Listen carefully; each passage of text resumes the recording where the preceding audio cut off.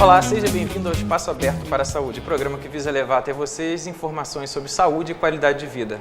Nós vamos falar hoje sobre a segurança alimentar e nutricional, que nada mais é do que a realização de um direito de todos a ter o acesso regular e permanente a alimentos de qualidade e quantidade suficiente, tendo como base as práticas alimentares promotoras de saúde e que respeitem a diversidade cultural. Mas o que será que as pessoas sabem sobre os perigos ou riscos relacionados à segurança alimentar? Você acha seguro consumir os alimentos como vegetais, frutas cruas sem lavar? Não. Por quê? Porque, tipo assim, as frutas tem que ser. Tem muitas pessoas com negócio de vermes, coisa assim. Tem bicho também na fruta, acaba contaminando ela, entendeu? Aí, mas tipo, consumir ela, o que acontece? A gente acaba tendo alguma coisa ruim. Mas você já fez isso? Já consumiu alguma fruta ou legume sem lavar? Vou ser sincera, já. A senhora acha seguro consumir vegetais, frutas crus sem lavar? Não acho certo não, mas eu de vez em quando faço isso.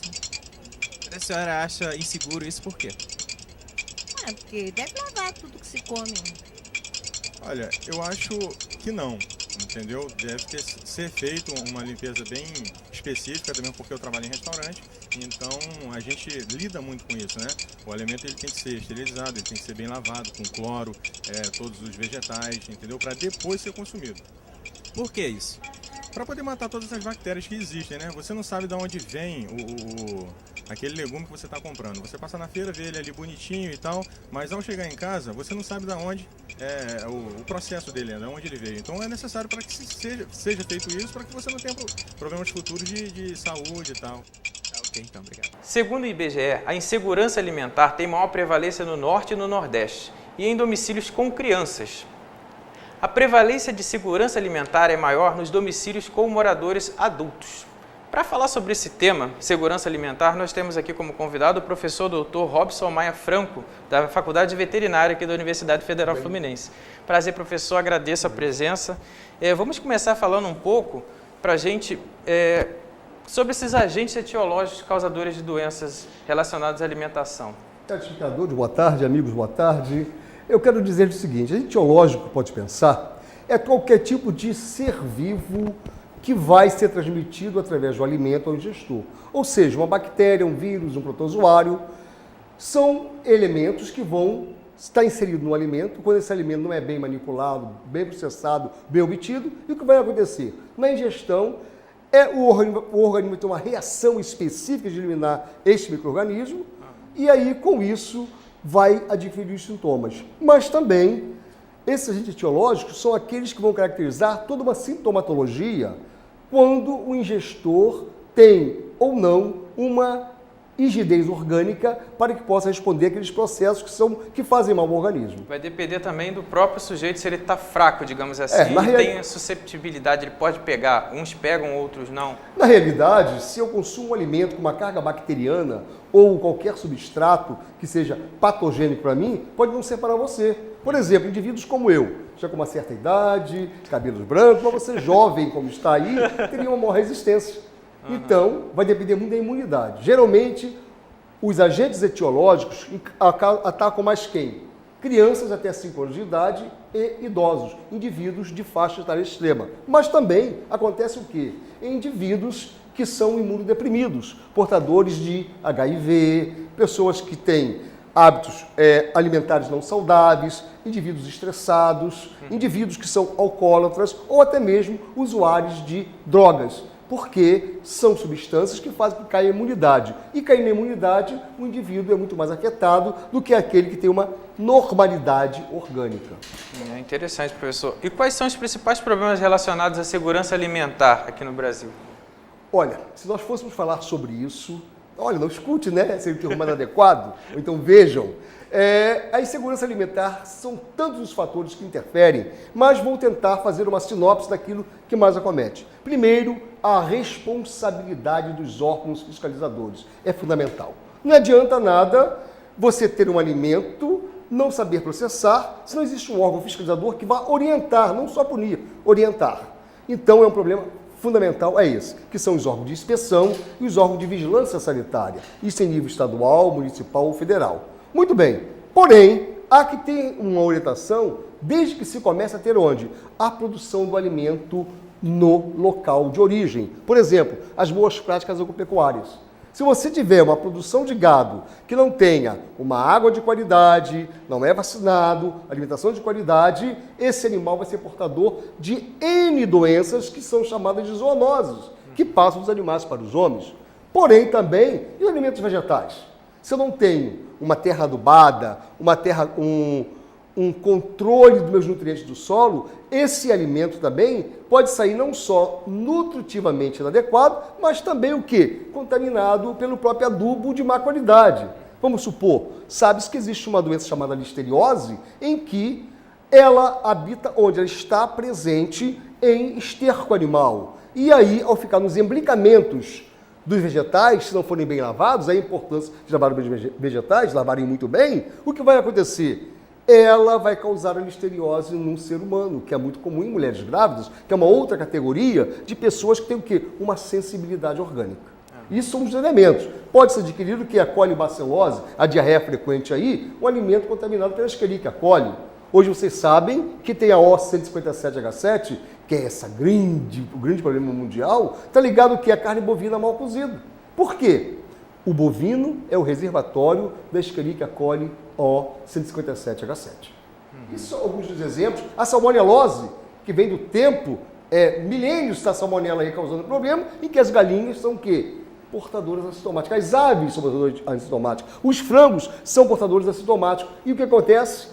Se nós comermos galinha mal cozida ou frango mal cozido, nós poderemos ter um problema de salmonelose. Então, eu falei um pouco sobre a listeriose, sobre a colibacilose e sobre a salmonelose. Mas existem tantas outras que nós podemos falar aqui durante... Mas no geral, ainda é percebido, ainda é perceptível que essas contaminações ainda são de fatores elementares relacionados à higiene, como o senhor mesmo falou. Exatamente. Esses fatores são ligados à manipulação incorreta. Todo animal que vai ser abatido tem uma série de fases tecnológicas para que evite esse processo. Mas quando o profissional que ali trabalha, uma das classes que trabalha sobre isso é o veterinário de uma indústria de alimentos, se isso for desleixado, o que vai acontecer? Esse alimento sai contaminado, com fezes, com restícios de estômago ou de intestino ou outros, que vai causar problemas ao ingestor, porque ali, naquele trato intestinal, tem essas bactérias que ocupam esse nicho ecológico. É interessante que a gente viu a fala do pessoal da rua, né, as pessoas entrevistadas na rua, e elas sabem que é inseguro consumir alimentos sem lavar, sabem que existem os vermes, bactérias, protozoários. De uma maneira geral, a população conhece, mas mesmo assim, pela correria, algumas justificam pela correria que ainda consomem alimentos sem lavar, como uma cultura ainda de não tenho tempo, a correria. Esse é um fator social muito importante, que é o quê? A informação. O governo deveria ter programas e os canais de televisão, os rádios deveriam fazer a comunicação, as emissoras de rádio. Por quê? Esclarecer o indivíduo. Se o indivíduo não é esclarecido, ele não tem conhecimento. Quanto mais você vai informar, mais ele vai ter consciência daquilo que ele vai fazer. E isso é importante. A mídia tem que ocupar esse papel fundamental social, porque esse é um problema social, tendo em vista o quê? O indivíduo, quando tem um problema de intoxicação e infecção alimentar, ele sai do trabalho, ele fica dentro de casa. Ele vai perder o dia de trabalho, ele vai gastar dinheiro com medicamento e ele vai ser um disseminador desses agentes etiológicos em todos os lugares que ele tiver. Por quê? Esse agente etiológico, às vezes, sai pelo perdigoto, pelo nariz, pelas fezes, pela urina, que vai contaminar o meio ambiente, fechando um ciclo epidemiológico. Isso é muito importante. Cabe a responsabilidade das vias de comunicação, seja televisiva ou radiofônica, informar sobre isso concomitantemente, mas não existe quase essa comunicação. Infelizmente, quando eu dei no meu livro, depois eu falar um pouco sobre isso, é isso que eu vou tenho uma palavra agora específica, eu tenho um texto que eu coloquei, que depois eu vou ler para os senhores, que vai dar exatamente isso, é responsabilidade social. Então, professor, recentemente o senhor publicou um livro relacionado a essa temática, né? Aí está até aqui o livro, Agentes Etiológicos de Doenças Alimentares. O senhor poderia falar um pouquinho para a gente sobre o livro? Este livro, Agentes Etiológicos de Doenças Alimentares, neste livro eu trato de assuntos altamente significativos para a sociedade. E eu deixo aqui logo uma ideia daquilo que eu falei para o senhor. Se houver interesse em tornarem verdadeiras as políticas sociais, A produção de alimentos seguros no Brasil pode ser realidade nacional. Isso é fundamental. O que eu faço nesse livro, transcrevo, é a minha experiência durante vários anos de universidade como professor.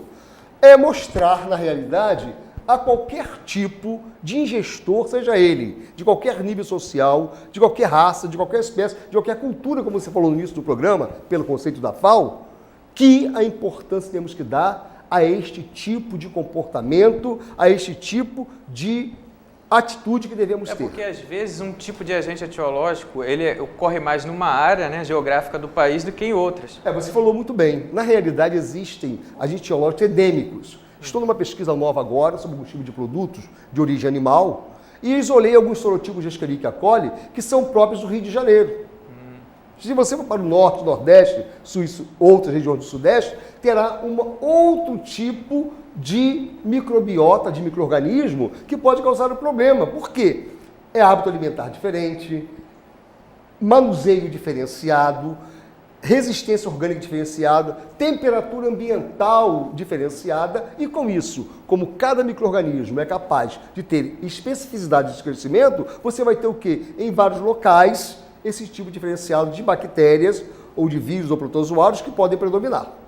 Professor, em relação aos alimentos que eles são puramente naturais, digamos assim, os orgânicos, eles têm mais manipulação, colocam o esterco natural, e aí como é que fica, já que não tem química? Ele está propício a estar mais contaminado? Eu já enfatizei isso em alguns outros locais de entrevistas, exatamente por isso. Quando se fala em orgânico, não se usa substância química, mas o importante é o quê?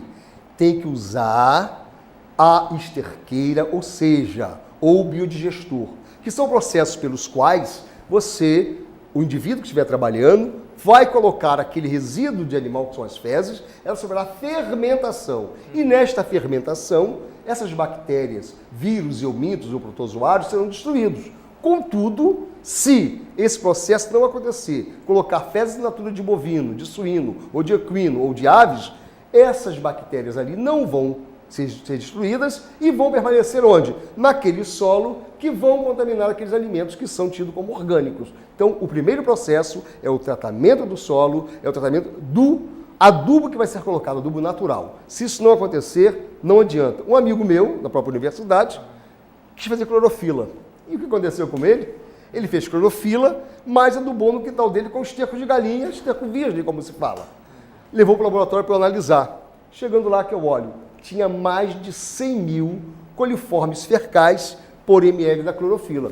Quer dizer, não adianta nada. Ele ia consumir a clorofila para ter uma digestão orgânica, mas ia ter uma diarreia completamente antagônica ao processo. Então, veja, eu perguntei, colega, por que você usou o quê? Usei fezes de galinha e usei vegetais novos que estavam embrionados, mas eu não tratei, não fiz o tratamento desse esterco. Então, vejam que é um problema sério em relação a isto.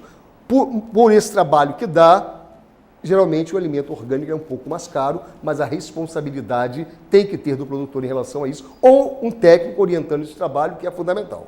E em relação a essa biocompostagem, ou como essa parte, você poderia falar um pouquinho mais para a gente? Porque essa fermentação ocorre naturalmente e mata esses agentes causadores de doença? Na realidade, você não tem dentro de um ser vivo, um comportamento estático, sim dinâmico. Várias enzimas estão produzindo. Então, o alimento resfriado tem enzima produzida ali. Só que a estabilidade dela fica muito mais baixa com temperatura. Numa compostagem ou então, no caso do biodigestor, o que acontece? A própria microbiota, um adendo aqui, microbiota por quê? O próprio micro-organismo do alimento, que não tem alimento estéril, só quando ele é esterilizado, no caso de conserva, ele vai se desenvolver utilizando aquela matéria-prima, vai se multiplicar. E vai produzir o quê? Uma série de substâncias que são inibidoras deles próprios. O organismo é o próprio assassino dele. Por quê? Uma bactéria que produz muito ácido, ela vai produzir ácido e vai destruí-lo. Vai chegar a um nível tal, ou outras bactérias que são acidificantes vão crescer, ou então aquela que estava vai se destruir. Então, qual é o mecanismo do biodigestor ou da compostagem? São mecanismos pelos quais o próprio micro-organismo utiliza o substrato como fonte de crescimento e vai produzir uma gama de substâncias inibidoras e, com isso, elimina os micro-organismos, mas as substâncias formadas são de fundamental importância para manter aquele substrato inócuo de patógenos. Então, eles mesmos se matam pelas enzimas e subprodutos, né? Do metabolismo. Exatamente. Interessante. Professor, como podemos saber se a gente está consumindo alimento de qualidade, seguros? A gente tem que investigar o produtor, saber de onde vem? Como que a gente... Primeiro fato, hoje existem alimentos que você tem um histórico dele, por exemplo, criação de tutra ou de pescado, eles são, até de bovino, são rastreados. Você sabe de onde que vem até a sua mesa. Porém, um leigo ao consumir o alimento tem que fazer o quê? Tem que primeiro observar os aspectos sensoriais. Isso é muito importante. Cor, odor. Né? Você olhar visualmente, ninguém vai chegar aqui e consumir um presunto cheio de viscoso ou cheio de fungo por cima. Ninguém vai comer um pedaço de carne que esteja totalmente enegrecida, preta, né? E esteja com cheiro de podridão. Ou vai consumir um pedaço de carne que você vai mastigar e está amargo, você vai cuspir. Então, o primeiro fiscal do nosso alimento somos nós mesmos. Raramente você tem um desvio de aspecto sensorial para aceitar um alimento ruim para comer. Claro que existem regiões e regiões que você consome vários tipos de alimentos exóticos que não são próprios de uma região. Mas o primeiro fator é a expressão visual. Segundo, alimento congelado, se você comprar, tem que estar congelado. Alimento resfriado, tem que estar resfriado na geladeira. E alimento que esteja em aquecimento em restaurantes, tem que estar a gôndola em 72 graus. Abaixo disso, há crescimento bacteriano. Ou, no caso do alimento que tem se mantido em refrigerador, tiver a 6, 10 graus, 12 graus, a bactéria vai desenvolver. Então, essa microbiota, esse micro-organismo que desenvolve, produz substâncias metabólicas, toxinas, que podem estar presentes no momento da sua ingestão ou pode estar presente onde? Ser gerado no intestino. Então, a importância qual é? Primeiro, observar a validade comercial do alimento ou prazo comercial. Não existe prazo de validade. O termo certo é prazo comercial ou validade comercial, que o termo anterior é pleonasmo. Então, observar a validade comercial do alimento. Segundo, ver se as condições desse alimento está naquela que está estabelecida, mantida a 4 graus, a 6, a 10 graus, a temperatura ambiente, que seja adequadamente. Terceiro, manter os locais em que você vai colocar em casa adequadamente limpo, a geladeira limpa, organizada e, importante ainda, quando for adquirir um alimento congelado ou resfriado no mercado, ser o último alimento a ser comprado. Já viu muitas vezes um indivíduo compra alimento congelado e ele sai pelo caminho, a rua, que eu digo é o caminho do mercado, pingando aquilo tudo. O que é isso? Isso aí é degelo. Além de degelar o alimento e vai descaracterizá-lo tecnologicamente, pode ser um assunto de uma outra entrevista, mas as bactérias ali vão começando a ter uma temperatura própria de crescimento delas. E o que acontece com elas? Vão se desenvolver. Elas usam carboidratos, vitaminas, sais minerais e proteína, que vai dar uma alteração sensorial. Já viram que você compra uma carne e cozinha em casa, aquele primeiro cheiro que sai meio pútrido? Isso aí é deterioração incipiente. Por quê? Mantida inadequadamente, quer seja no transporte, quer seja no mercado ou até mesmo em nossa casa, por deficiência de refrigeração, que alguns tipos de comerciantes, aí é bom falar um pouco sobre isso, desligam à noite seu refrigerador para economizar luz. Mas cadê os nossos colegas profissionais para fazer a inspeção, ou os responsáveis técnicos para exigir isso aí através de controle de termômetro e termógrafo? É um problema sério. Estou me arriscando a falar sobre isso, mas é fundamental falar sobre isso, que nós temos que cumprir o papel social da nossa função como médicos veterinários, como inspetores, como higienistas de alimentos. Isso aí. Professor, e no ambiente alimentação, que o senhor falou um pouquinho, no restaurante, a gente tem que observar o quê? O senhor já falou das gôndolas, temperatura, mas isso. Não tem nenhum termômetro lá para a gente saber se está a 70? Não tem. O primeiro ponto é esse aí, olhar a aparência do alimento. Isso é fundamental em qualquer lugar, seja em nossa casa, seja... Outro ponto é ver as dependências que você chegou. Chegou lá, encontrou um inseto, encontrou o pessoal com cabelo solto, usando unha, artefatos de decoração, já sabe que ele não é muito bom. Mas a inspeção visual é o primeiro aspecto fundamental, de observar se está com boa aparência. Bom, a temperatura não vai ter como. E Outro fator é observar se existe um código de vigilância sanitária, uma informação de fiscalização, porque é fundamental. Porque muitas das vezes você olha o alimento, ele não detém nada de alteração, Parece mas está bonito. altamente contaminado. Então é difícil você chegar e dizer, olha, você tem que fazer isso aqui como ponto principal. Não, são uma série de fatores que você vai fazer. É muito mais fácil você fazer isto, identificar onde?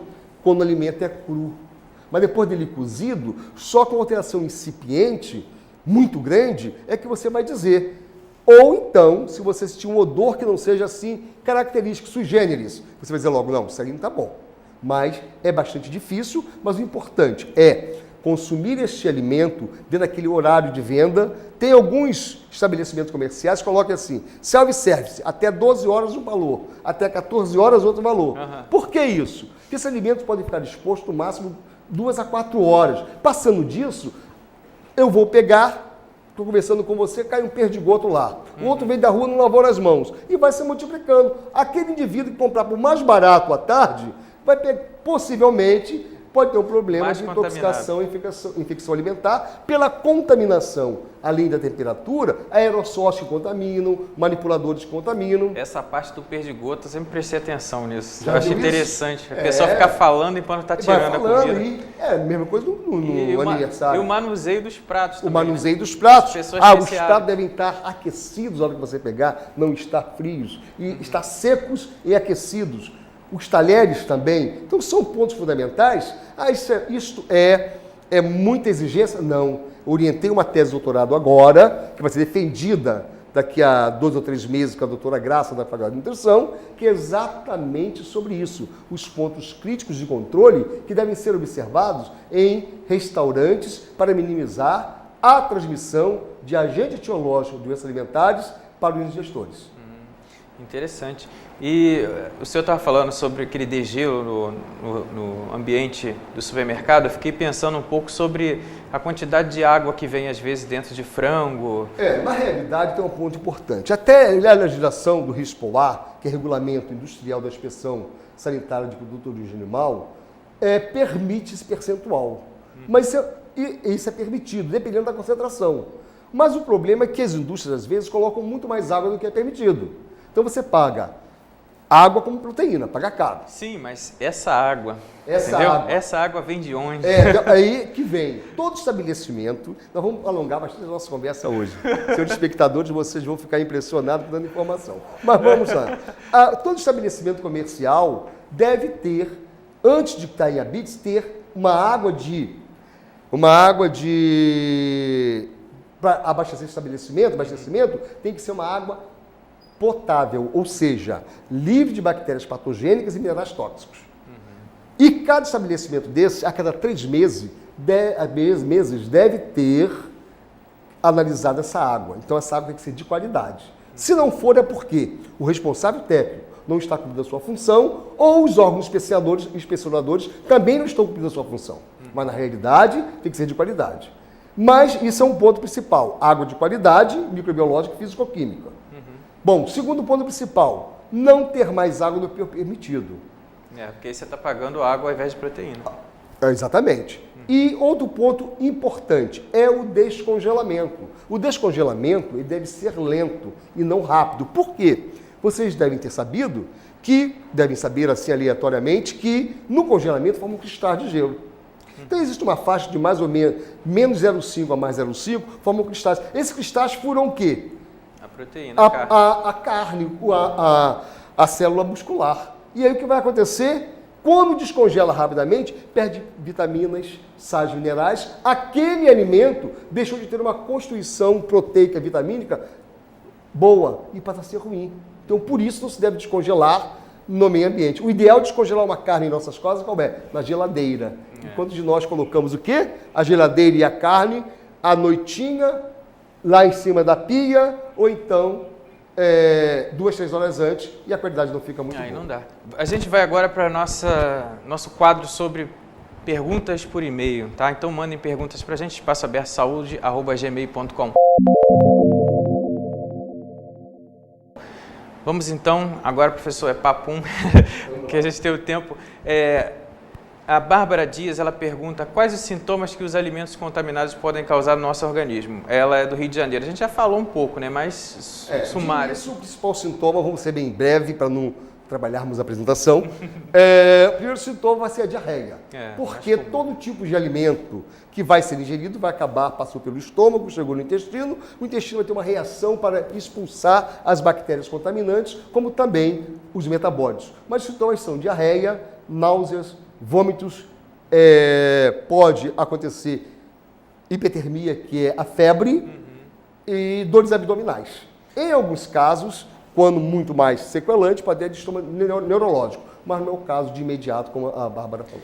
Tá. A Paula Guimarães, de São Gonçalo, ela pergunta quais os cuidados que se deve ter ao comprar alimentos. Bom, isso nós falamos, né? Observar, primeiro, as características sensoriais, que é cor, odor, e, claro, o sabor já comprou, já não adianta mais nada, tem que cuspir, mas é principal. Mas, por exemplo, rapidamente falando, um alimento muito perecível que é o peixe. Olhar, por exemplo, se não tem sinal de Godet, não fica a marca ao apertar sinal de Godet. Segundo, ter as bielras vermelhas. Terceiro, os olhos têm que estar convexos e o ânus fechado.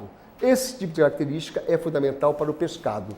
No caso de produtos congelados, não devem estar amolecidos. Então, são informações básicas, mas caso queiram, podem, depois deixando meu e-mail, podem eu responder e-mails, fazer de responder detalhadamente sobre isso a cada um dos interessados. Tá ótimo. A Juliana Sá de Niterói, ela pergunta o que significa contaminação cruzada. Bom, muito comum, quer ver? É você, por exemplo, um alimento cru, contaminar um alimento cozido.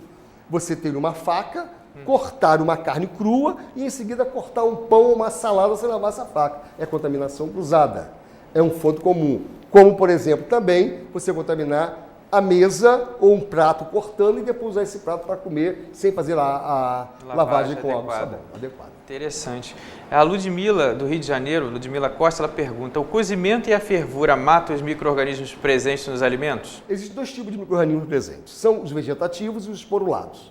A fervura vai matar toda aquela microbiota que é vegetativa. Mas o esporo é uma estrutura facultativa bacteriana que resiste a 120 graus por 20 minutos. Se for uma bactéria esporulada, o esporo não vai ser destruído. Só vai ser destruído a 120 graus por 20 minutos ou 121,15. Se não, por isso que eu digo, as medidas higiênicas e controle de temperatura têm que ser fundamentais para que não haja produção de esporo no alimento. Entendi. Interessante, Ludmila, está aí para você. O Márcio Gomes, de São Gonçalo, durante a produção dos alimentos, quais medidas devem ser tomadas para garantir a segurança dos alimentos antes de irem para as prateleiras? E como evitar os riscos de contaminação com esses alimentos? Já respondeu parcialmente, né? Mas... Primeiro tem que fazer o seguinte, todo o alimento tem que ter, toda a indústria que produz alimento e o alimento tem que ser processado com análise, perigos e ponto crítico de controle.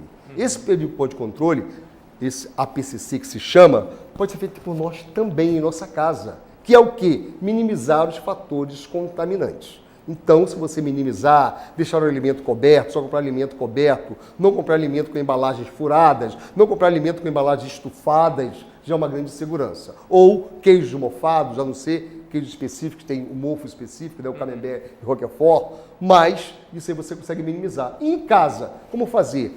Total higiene em casa, total higiene na sua geladeira, na sua mesa e utensílios, para evitar o quê? A contaminação cruzada. Com isso, você evitando a contaminação cruzada e tendo esses cuidados junto à obtenção, o alimento sairá de ótima qualidade.